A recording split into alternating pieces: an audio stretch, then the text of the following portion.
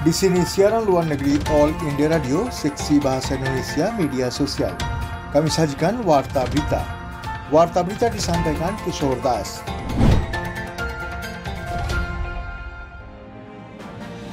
Boris Johnson akan terbang ke Brussels karena waktu habis dari pembicaraan perdagangan. Boris Johnson akan terbang ke Brussels nanti untuk pembicaraan tentang kesepakatan pasca Brexit dengan Presiden Komisi Eropah Ursula von der Leyen. Inggris akan berhenti mengikuti aturan perdagangan Uni Eropah pada tanggal 31 Desember. Mereka akan mengadakan pembicaraan saat makan malam setelah negosiasi antar pejabat berakhir menemui jalan buntu. Di antara masalah dengan ketidaksepakatan utama yang tersisa adalah hak menangkap ikan, aturan persaingan bisnes, dan bagaimana kesepakatan akan diatur. Perdana Menteri Johnson akan membahas poin-poin penting bersama Nyonya von der Leyen yang mewakili para pemimpin dari 27 negara Uni Eropah. Biden menetapkan target 100 juta vaksinasi untuk Amerika Serikat dalam 100 hari pertama. Presiden terpilih Amerika Serikat Joe Biden telah menetapkan target 100 juta vaksinasi COVID dalam 100 hari pertamanya sejak waktu dia menjabat. Dia mengatakan bulan-bulan pertamanya setelah dia menjabat tidak akan mengakhiri wabah dan memberikan sedikit rincian tentang strategi peluncuran, tetapi dia mengatakan dia akan mengubah jalannya COVID-19 yang termasuk mendorong untuk membuka kembali sekolah dan memperkuat mandat masker. Memperkenalkan tim kesehatannya ketika dia menjabat pada tanggal 20 Januari, dia mendesak orang Amerika agar menutupi diri selama 100 hari. Pada hari Selasa, sebuah laporan membuka jalan bagi vaksin dari Pfizer dan BioNTech untuk disetujui dan diluncurkan untuk orang Amerika. Bekerja dengan India untuk dieskalasi lebih lanjut dari kebuntuan perbatasan, demikian dikatakan China pada putaran pembicaraan berikutnya. China dan India sedang berupaya untuk mengurangi eskalasi lebih lanjut dari situasi perbatasan di Ladakh Timur dan kedua belah pihak akan melakukan konsultasi untuk menentukan pengaturan khusus untuk putaran pembicaraan berikutnya. Demikian dikatakan juru bicara dari Kementerian Luar Negeri China, Hua Chunying, yang menanggapi pertanyaan kemarin mengatakan China dan India telah berkomunikasi melalui jalur diplomatik dan militer mengenai masalah perbatasan. Tanpa memberikan perincian tentang apa yang menunda putaran pembicaraan berikutnya, katanya berdasarkan implementasi konsensus saat ini, kedua belah pihak akan melakukan konsultasi untuk menentukan pengaturan khusus untuk pembicaraan lebih lanjut. India mempertahankan bahwa tanggung jawab terletak pada China untuk melanjutkan proses pelepasan di titik-titik dan tempat-tempat gesekan di Ladakh Timur. Pada putaran terakhir, yaitu putaran ke-8, pembicaraan tingkat komandan korps kedua belah pihak sepakat dalam pernyataan bersama untuk mendorong penyelesaian masalah lain yang luar biasa sehingga dapat bersama-sama menjaga perdamaian dan ketentraman di wilayah perbatasan. Pembicaraan diadakan pada tanggal 6 November untuk menyelesaikan kebuntuan perbatasan yang meletus pada bulan Mei. Penjaga pantai India menyelamatkan 19 orang nelayan Bangladesh. Pasukan penjaga pantai India menyelamatkan 19 nelayan Bangladesh yang terdampar di Teluk Benggala karena hambatan mekanis di perahu mereka pada hari Selasa. Perahu itu terapung selama 10 hari di Teluk Benggala. Kapal nelayan Bangladesh Rana ditarik oleh kapal penjaga pantai India Varad sebelah tenggara dari Labuhan Laut Paradip.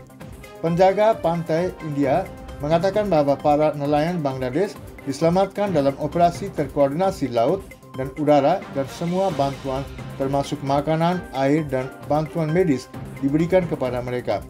Para nelayan telah berangkat dari Cox's Bazar pada tanggal 15 November.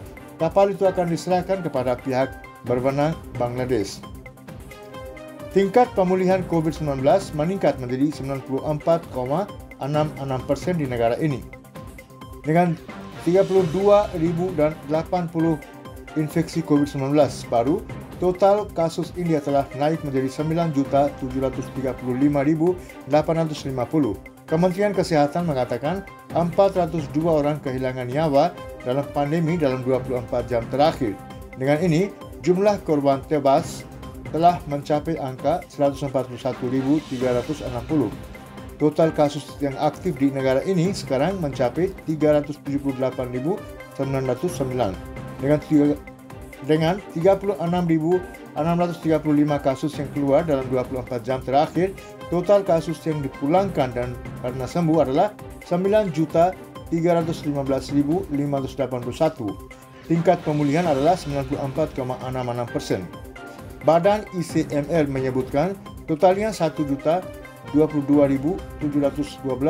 sampel sudah diuji kemarin. Menteri Luar Negeri Dr. S. Jaishankar berbicara dengan mitranya dari Afghanistan, Muhammad Hanif Atmar. Menteri Luar Negeri Dr. S. Jaishankar berbicara dengan Menteri Luar Negeri Afghanistan, Muhammad Hanif Atmar pada hari Selasa. Dr. Jaishankar mengapresiasi proses perdamaian tersebut. Mereka membahas kerjasama pembangunan bilateral dan sepakat untuk tetap berhubungan secara dekat. Perdana Menteri Modi mengatakan India akan meluncurkan program vaksinasi COVID-19 terbesar di dunia dengan bantuan teknologi seluler. Perdana Menteri Narendra Modi telah menekankan perlunya bekerjasama untuk memastikan peluncuran tepat waktu dari teknologi 5G generasi berikutnya untuk melompat ke masa depan dan memberdayakan jutaan orang di negara ini. Modi menyampaikan pidato pengukuhan secara maya di Kongres Seluler India IMC kemarin. Menanggapi acara tersebut, Perdana Menteri menyerukan agar bekerja sama sehingga menjadikan India sebagai pusat global untuk peralatan telekomunikasi, desain, pengembangan, dan manufaktur. Modi meningkatkan bahwa karena peningkatan teknologi, orang-orang sering mengganti ponsel dan gadget. Dia menyerukan pembentukan satuan tugas untuk memikirkan cara yang lebih baik dalam menangani limbah elektronik dan menciptakan ekonomi melingkar. Perdana Menteri mengatakan bahwa potensi digital negara sangat besar. Dia mengatakan dengan bantuan teknologi seluler, masyarakat miskin dan masyarakat rentan telah diberikan bantuan selama pandemi COVID-19. Perdana Menteri mengatakan India akan meluncurkan penggerak vaksinasi COVID-19 terbesar di dunia dengan bantuan teknologi seluler. Kepala misi negara-negara lain akan mengunjungi perusahaan bioteknologi di Hyderabad. Sebuah tim para duta besar dan kepala misi dari negara-negara lain akan mengunjungi Hyderabad hari ini. Mereka akan mengunjungi perusahaan bioteknologi termasuk Bharat Biotech dan Biological E untuk melihat secara pribadi pekerjaan pengembangan yang berkaitan dengan pengembangan dan pembuatan vaksin COVID. Kementerian Luar Negeri mengatur kunjungan ini di mana sekitar 80 kepala misi akan mengambil bahagian. Ini adalah kunjungan yang pertama dan kunjungan serupa juga kemungkinan besar akan dilakukan ke kota-kota lain. Sebelumnya, Kepala Sekretaris Negara Somesh Kumar meninjau semua pengaturan untuk kunjungan profil tinggi dan mengarahkan pejabat negara untuk membuat semua pengaturan. Kunjungan tersebut menjadi penting terutamanya setelah kunjungan Perdana Menteri Narendra Modi ke Bharat Biotech. Potensi penuh SAARC hanya dapat diwujudkan dalam suasana bebas dari teror dan kekerasan, demikian dikatakan Perdana Menteri Narendra Modi. Perdana Menteri Narendra Modi mengatakan bahwa potensi penuh pengelompokan perhimpunan SAARC hanya dapat diwujudkan dalam suasana yang bebas dari teror dan kekerasan. Dalam pesannya pada Hari Piagam SAARC ke-36, Perdana Menteri menyerukan kepada negara-negara untuk berkomitmen kembali dan mengalahkan kekuatan yang mendukung dan memelihara terorisme dan agar bekerja secara kolektif menuju Asia Selatan yang aman dan sejahtera. Perdana Menteri Modi juga menggarisbawahi komitmen India untuk bekerja dengan negara lain di kawasan tersebut demi pemulihan pasca COVID-19. Hari Piagam Perhimpunan SAARC diperingati setiap tanggal 8 Desember. Hari Piagam SAARC menandai penandatanganan Piagam SAARC pada tahun 1985 oleh pimpinan SAARC, kepala negara atau pemerintah Bangladesh, Bhutan, India, Maldives, Nepal, Pakistan, dan Sri Lanka pada KTT SAARC yang pertama yang diadakan di Dhaka. Australia mencapai kemenangan gampang melawan India pada pertandingan terakhir dari turnamen kriket T20 di Sydney. Negara tuan rumah Australia meraih kemenangan gampang melawan India dengan 12 run dalam pertandingan 2020 terakhir di Sydney kemarin saat regu India merebut seri turnamen dengan angka 2-1 setelah menetapkan target kemenangan 187 run. Australia membatasi regu pengunjung menjadi 174 untuk 7 dalam 20 overs yang ditetapkan. Untuk India, Kapten Virat Kohli adalah pencetak run terbesar iaitu 85 run dari 61 bola. Untuk negara tuan rumah, Mitchell Swepson adalah pemain bowler tersukses yang mengantongi 3 wiket.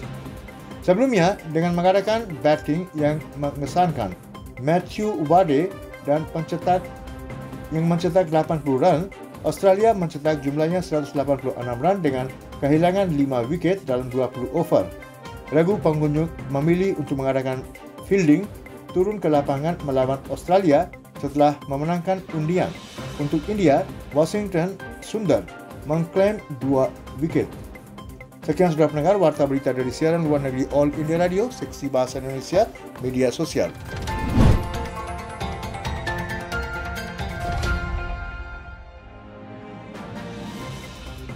Selanjutnya, saudara-saudara pendengar, kami sajikan komentar yang berjudul Perdana Menteri menyerukan agar adanya Atmanirbhar Bharat melalui inklusivitas digital.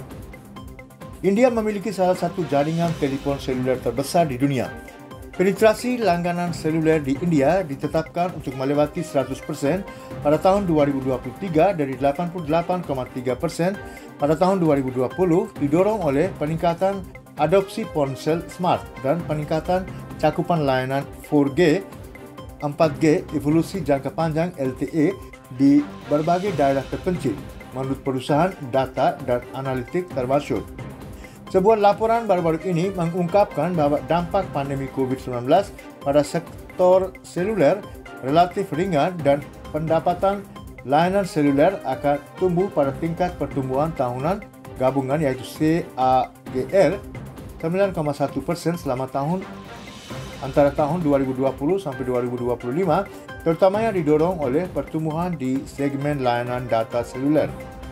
Pendapatan layanan data seluler akan tumbuh pada CAGR yang kuat sebesar 18,3% selama periode antara 2020 dan 2025 dengan meningkatnya penerapan rencana data sentris 4G untuk mendukung peningkatan konsumsi konten video online melalui smartphone.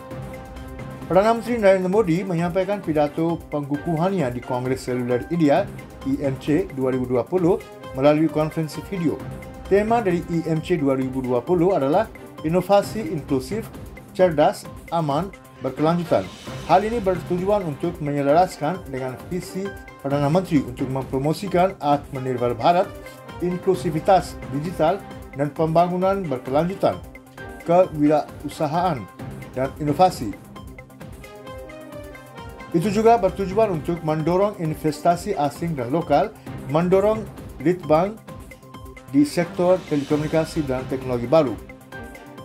Menanggapi acara tersebut, Perdana Menteri menyerukan untuk bekerjasama sehingga menjadikan India sebagai pusat global untuk peralatan telekomunikasi, desain, pengembangan dan manufaktur. Ia mengingatkan karena adanya pembaharuan teknologi, kita memiliki budaya untuk sering mengganti ponsel dan gadget. Dia meminta para delegasi untuk merenungkan apakah industri dapat membentuk satuan tugas untuk memikirkan cara yang lebih baik dalam menangani limbah elektronik dan menciptakan ekonomi melingkar. Dia mendesak untuk bekerja sama untuk memastikan peluncuran 5G tepat waktu untuk melompat ke masa depan dan memberdayakan jutaan orang India. Perdana Menteri mengatakan penting untuk memikirkan dan merencanakan bagaimana meningkatkan taraf penghidupan dengan revolusi teknologi yang akan datang. Dia menambahkan bahawa perawatan kesihatan yang lebih baik, pendidikan yang lebih baik, informasi dan peluang yang lebih baik bagi para petani kami, akses pasar yang lebih baik, untuk usaha kecil adalah beberapa tujuan yang dapat dicapai. Perdana Menteri Narendra Modi memuji para delegasi dari sektor telekomunikasi kerana menjaga dunia tetap berfungsi meskipun terjadi pandemi karena inovasi dan upaya mereka. Dia menambahkan bahawa karena upayanya, seorang anak lelaki terhubung dengan ibunya di kota yang berbeza. Seorang siswa belajar dari gurunya tanpa harus berada di dalam kelas. Seorang pasien berkonsultasi dengan dokternya dari rumahnya, dan seorang pedagang yang terhubung dengan konsumen daerah geografi yang berbeza. Perdana Menteri mengatakan untuk banyak teknisi muda, itu adalah kode yang membuat produk istimewa. Untuk beberapa pengusaha itu, konsep yang lebih penting, investor menyarankan bahawa modal lebih penting untuk menskalakan produk. Dia menekankan bahawa seringkali yang paling penting adalah keyakinan anak-anak muda terhadap produk mereka.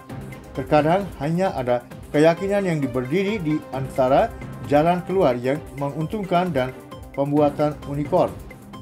Perdana Menteri Modi menekankan bahawa karena teknologi seluler, kami dapat memberikan manfaat senilai miliaran dolar kepada jutaan orang India.